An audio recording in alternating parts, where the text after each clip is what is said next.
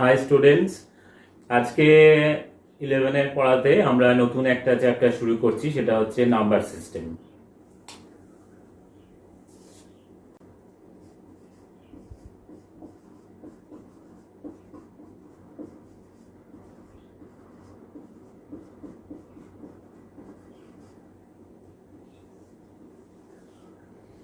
Number system বা এই চ্যাপ্টারটাকে অনেক সময় ডেটা রিপ্রেজেন্টেশনও বলা হয়। আচ্ছা, এখানে আমাদের প্রথমেই জানতে হবে, আমরা একটুখানি পুরোনো দিনের কথা প্রথমে একটু ভেবে নিই, যে আমরা যে সংখ্যা পদ্ধতি নিয়ে আমরা কাজ করে এসেছি এতদিন পর্যন্ত, যেরকম ধরো আমরা 0 থেকে 9 অব্দি ডিজিট ব্যবহার করতে পারি। আমরা ছোটবেলা থেকে যে অঙ্ক শিখে এসেছি সেখানে আমরা 0, 1, 2, 3, 4, 5, 6, 7, 8, 9 এই এতগুলো ডিজিট আমরা ব্যবহার করতে পারি। এরপরে আমাকে কোনো বড় সংখ্যা বানাতে গেলে, তৈরি করতে গেলে এই ডিজিটগুলোকে রিপিট করে আমাকে বানাতে হয়, মানে এর বেশি সেট আমার কাছে নেই। তাহলে এখানে মোট কতগুলো ডিজিট হলো বলতো? 10টা। 0 থেকে 9 হচ্ছে 10টা। তাহলে কোনো সংখ্যা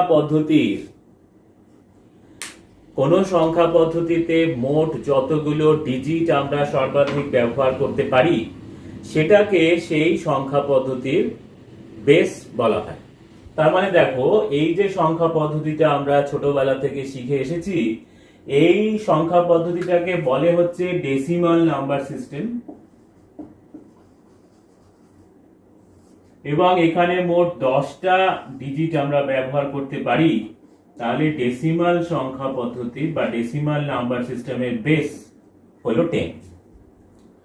ঠিক আছে, আমরা ছোটবেলা থেকে আমরা এইভাবে অঙ্ক করে এসেছি, কিন্তু এরকম ভাবে আমাদের ভাবার কোনোদিন দরকার পড়েনি। তার কারণ হচ্ছে যে আমরা আর কোনো নাম্বার সিস্টেম আমাদের শেখার দরকার পড়েনি।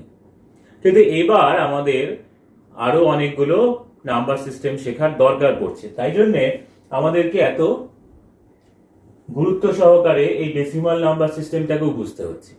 তাহলে আমি আরেকবার বলে দিই অন্য নাম্বার সিস্টেমগুলো বলার আগে, যে 0 থেকে 9 অব্দি ডিজিট ব্যবহার করতে পারি ডেসিমাল নাম্বার সিস্টেমে। এই 0 থেকে 9 মানে মোট 10টা ডিজিট। তাহলে ডেসিমাল নাম্বার সিস্টেমের বেস হচ্ছে 10।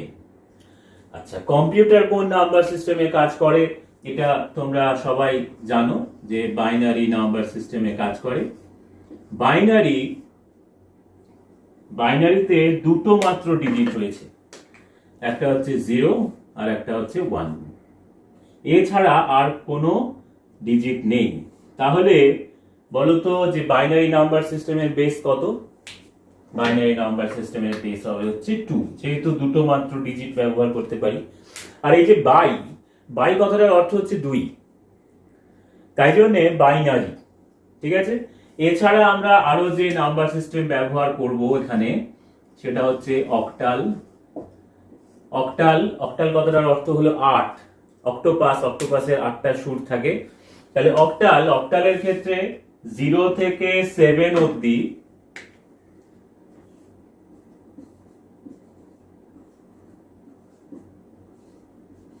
মোট 8টা ডিজিট থাকে, তাই অক্টালের বেস হচ্ছে 8। তাহলে বাইনারির ক্ষেত্রে বেস দেখলাম 2, অক্টালের ক্ষেত্রে 8টা ডিজিট আছে, তাহলে এর বেস হবে 8। আর একটা নাম্বার সিস্টেম আমাদের শিখতে হবে, সেটা হচ্ছে hexadecimal.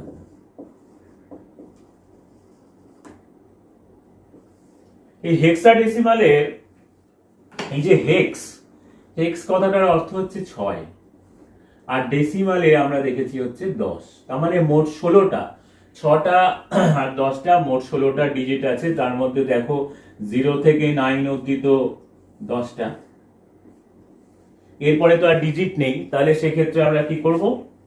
A, B, C, D, E, F, আরো 6টা। তাহলে এখানে 10টা আর এখানকার 6টা, মোট 16টা ডিজিট হলো। তাহলে হেক্সাডেসিমাল সংখ্যা পদ্ধতির বেস হচ্ছে 16। ঠিক আছে,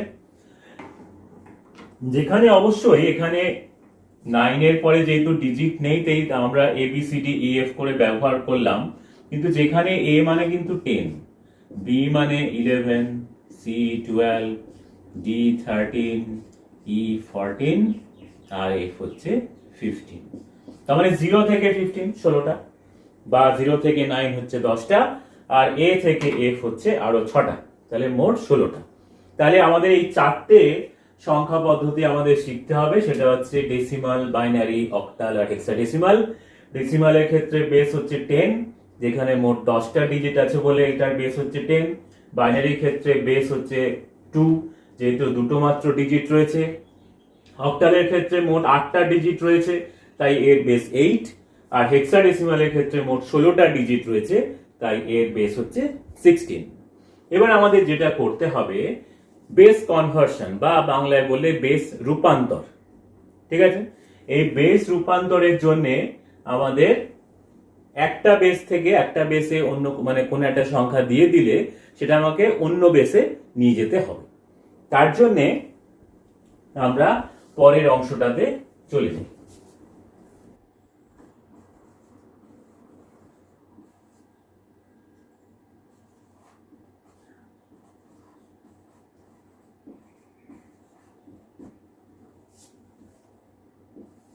বেস রূপান্তর, যেটাকে ইংলিশে বলে হচ্ছে কনভার্সন।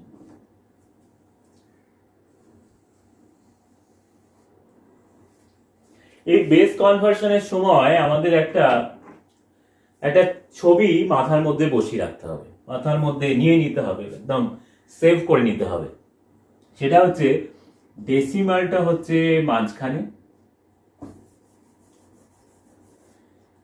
সেটা হচ্ছে এরকম যে ডেসিমালটা হচ্ছে মাঝখানে আছে, এর 3 পাশে এখানে ধরো বাইনারি, এখানে অক্টাল আর এখানে হেক্সাডেসিমাল রয়েছে। তাহলে এই ছবিটা অনুযায়ী দেখো, যদি আমাকে বলে বাইনারি থেকে হেক্সাডেসিমালে আসতে, এই ছবিটা অনুযায়ী আমরা বুঝতেই পারছি যে আগে বাইনারি থেকে ডেসিমালে আসবো, তারপর ডেসিমাল থেকে হেক্সাডেসিমালে আসবো। আবার একই রকম ভাবে যদি হেক্সাডেসিমাল থেকে অক্টালে যেতে বলে, তাহলে হেক্সাডেসিমাল থেকে আগে ডেসিমালে আসবো, তারপর ডেসিমাল থেকে অক্টালে যাব। তার মানে আমাদের যেটা যদি সাম আপ করি, আমাকে 6টা কনভার্সন শিখতে হবে। একটা হচ্ছে ডেসিমাল থেকে বাইনারিতে যাওয়া, ডেসিমাল থেকে অক্টালে যাওয়া, ডেসিমাল থেকে হেক্সাডেসিমালে যাওয়া, মানে ডেসিমাল থেকে অন্যান্য বেসগুলোতে যাওয়া, আর একটা হচ্ছে যে অন্যান্য বেসগুলো থেকে ডেসিমালে আসা।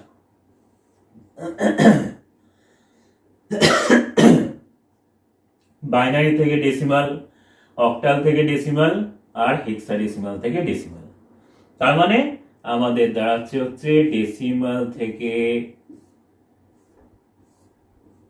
বাইনারি, অক্টাল আর হেক্সাডেসিমাল, আর এই বাইনারি, অক্টাল আর হেক্সাডেসিমাল থেকে ডেসিমালে যাব। এই 6টা ধরনের কনভার্সন যদি আমরা শিখে যাই, তাহলে আমরা যে কোনো রকমের কনভার্সনই আমরা করতে পারবো। খালি কনভার্সন করার সময় আমাদেরকে মাথায় রাখতে হবে এই ছবিটা। ঠিক আছে,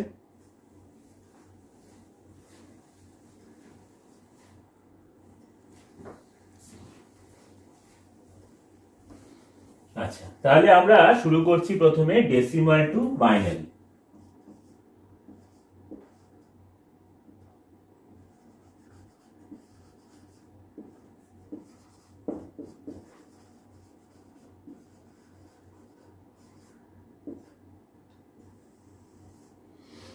ডেসিমালের ক্ষেত্রে আমরা ধরো একটা সংখ্যা নিলাম 30.125 of base 10 base 2 তে কত?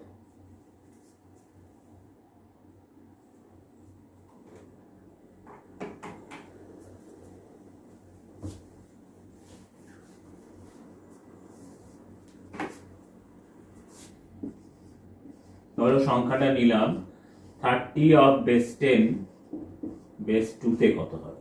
আমরা প্রথমে দশমিক দেওয়া সংখ্যা থেকে যাচ্ছি না, আমরা পূর্ণ সংখ্যা নিয়েই করছি। আমরা প্রথমে একটুখানি সরগর হয়নি, তারপরে আমরা আবার দশমিক দেওয়া সংখ্যা দিয়েও করব। তাহলে দেখো 30 কে বাইনারিতে করতে গেলে এটাকে আমরা ভাগ করব। কত দিয়ে ভাগ করব না, যে সংখ্যাটায় যে বেসে আমাকে কনভার্ট করতে বলেছে মানে বেস 2 তে, তাহলে আমি 2 দিয়ে ভাগ করব যতক্ষণ না ভাগফলটা এরকম ভাবে ভাগটা করব 15 দুগুণে 30, ভাগশেষটা এখানে লিখব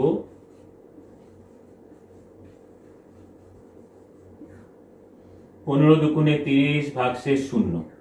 এবং এই ভাগটা ততক্ষণ করতে থাকবো 2 দিয়ে যতক্ষণ না ভাগশেষটা 2 এর চেয়ে ছোট আসছে।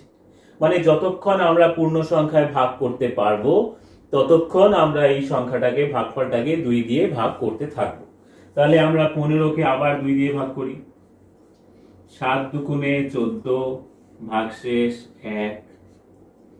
আবার করতে পারবো 3 দুগুণে 6, ভাগশেষ 1। আবার করতে পারবো 2 কে 2, ভাগশেষ 1। এখানে 2 এর চেয়ে ছোট চলে এসছে ভাগ করার পরে ভাগফলটা, অতএব আমরা আর ভাগ করব না। এবার আমরা 30 কে আমরা লিখতে পারবো, 30 কে আমরা এখান থেকে শুরু করে আমরা উপরের দিকে লিখব। তার মানে হয়ে গেল 30 অফ বেস 10 1 1 1 1 0 1 1 1 1 0 অফ বেস 10। তার মানে ডেসিমালের 30 কে বাইনারিতে কনভার্ট করলে দাঁড়ালো হচ্ছে 1 1 1 1 0। ঠিক আছে, এবার একটা দশমিক দেওয়া সংখ্যা দিয়ে আমরা আজকে একটু করব।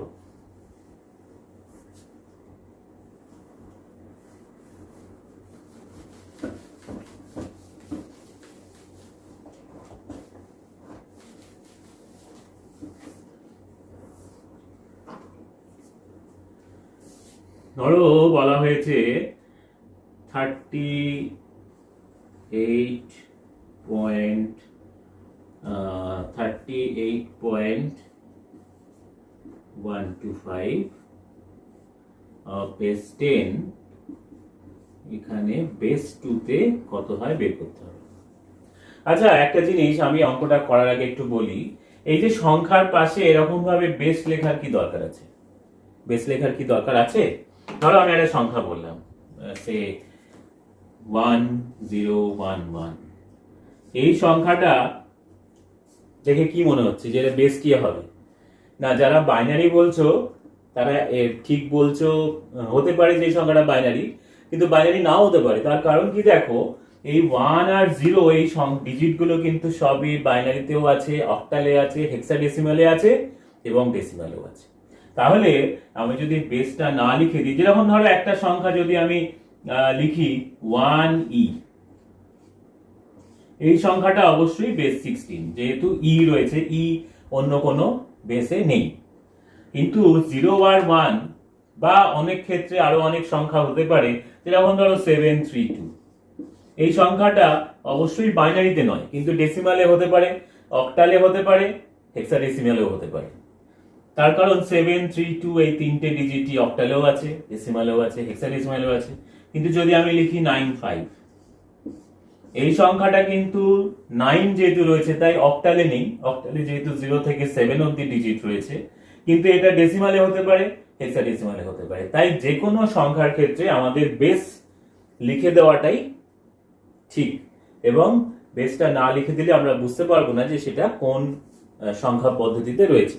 হতে পারে যে আমরা বেস না লিখে আমরা এরকম করে বললাম যে ডেসিমালের 38.125, সেটা বলতে পারি, কিন্তু সেরকম ভাবে লেখার চেয়ে এরকম ব্র্যাকেট দিয়ে বেস 10 লিখে দেওয়াটা বেশি সুবিধাজনক।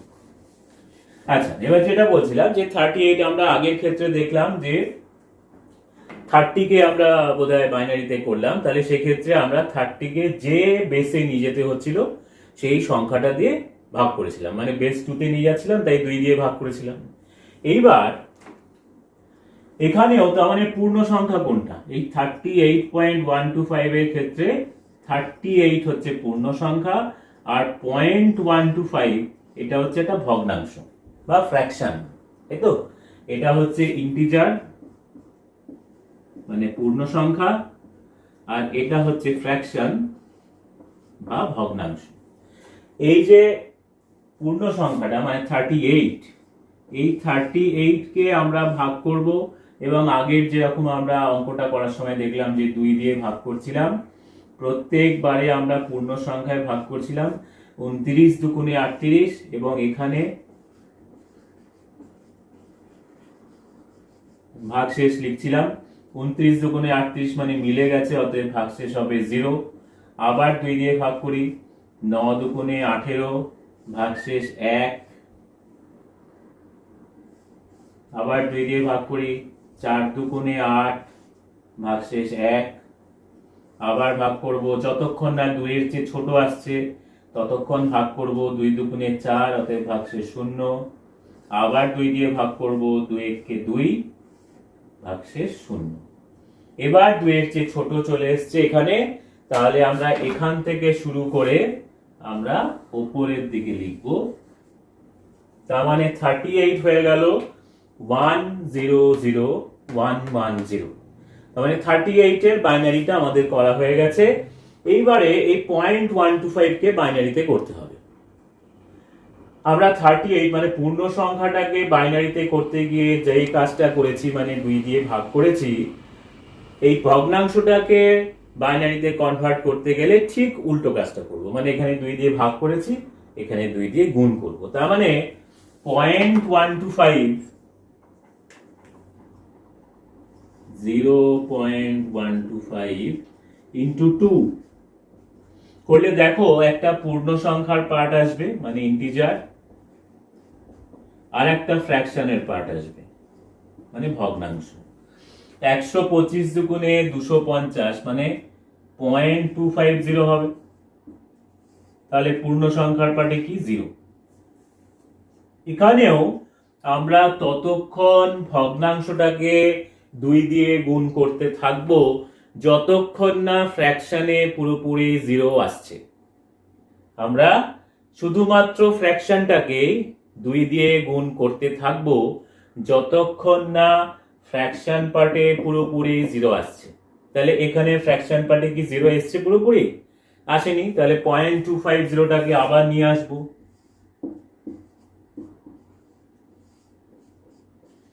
আড়াইশো দুগুণে 500, তার মানে 0.500। এখনো ফ্র্যাকশন পার্টে পুরোপুরি 0 আসেনি, তাহলে ফ্র্যাকশন পার্টটাকে আবার নিয়ে আসবো। আমি কিন্তু বারবার বলছি, যদি কোনো সময় গুণ করার ক্ষেত্রে আমরা দেখি যে ইন্টিজার পার্টে 1 এসছে, ফ্র্যাকশন পার্টে 0 পুরোপুরি আসেনি, আমরা ইন্টিজার পার্টটাকে কিন্তু কখনোই আনছি না, শুধুমাত্র ফ্র্যাকশনের পার্টটাকেই নিয়ে আসছি এবং সেটাকেই 2 দিয়ে গুণ করছি যতক্ষণ না ফ্র্যাকশন পার্টে পুরোপুরি 0 আসছে। তাহলে দেখো এখানে 5.500 ইন্টু 2 মানে হচ্ছে 500 দুগুণে 1000। তাহলে এবার দেখা গেল যে ইন্টিজার পার্টে 1 এসছে, কিন্তু ফ্র্যাকশন পার্টে এইবারে পুরোপুরি 0 চলে এসছে। তার মানে আর গুণ করার দরকার নেই, আমাদের 0.125 এর বাইনারিটাও আমরা পেয়ে গেছি। সেটা হচ্ছে এখানে আমরা লিখেছিলাম নিচের দিক থেকে উপরের দিকে, এখানে ইন্টিজার পার্টের উপরের দিক থেকে নিচের দিকটা লিখব। ঠিক আছে? তার মানে যদি আমি পুরো সংখ্যাটাকে লিখি যে 38.125 of base 10 কত হয়ে গেল? 100,110, মানে এইটা লিখলাম 100,110 পয়েন্ট। পয়েন্ট যেহেতু এটা ফ্র্যাকশন পার্টে ছিল, আমরাও ফ্র্যাকশন পার্টটাকে বাইনারিতে কনভার্ট করেও ফ্র্যাকশন হিসেবে লিখবো। এবার দেখো আমরা এটাকে উপর দিক থেকে নিচের দিকে লিখবো, তার মানে 001, তাহলে 001 of base 2। তার মানে 38.125 of base 10 বাইনারিতে হয়ে গেল 100,110.001। এখানে মাথায় রাখতে হবে ইন্টিজার পার্টে 0 থাকলেও সেই 0 গুলো কিন্তু লিখতে হবে অমিট করে গেলে চলবে না। বাইনারিতে যেহেতু 0 আর 1 ছাড়া অন্য কিছু নেই, তাই 0 কিন্তু অনেক দাম। ঠিক আছে, আজকে তাহলে আমরা শুধু শিখলাম ডেসিমাল টু বাইনারি। তোমরা এটা ভালো করে একটু রপ্ত করে নাও। পরের ডেসিমাল টু অক্টাল এবং ডেসিমাল টু হেক্সাডেসিমালের ক্ষেত্রেও একই রকমের নিয়ম আমরা দেখতে পাবো। সেটা আমরা পরের ক্লাসে করব। ঠিক আছে, ওকে, বাই।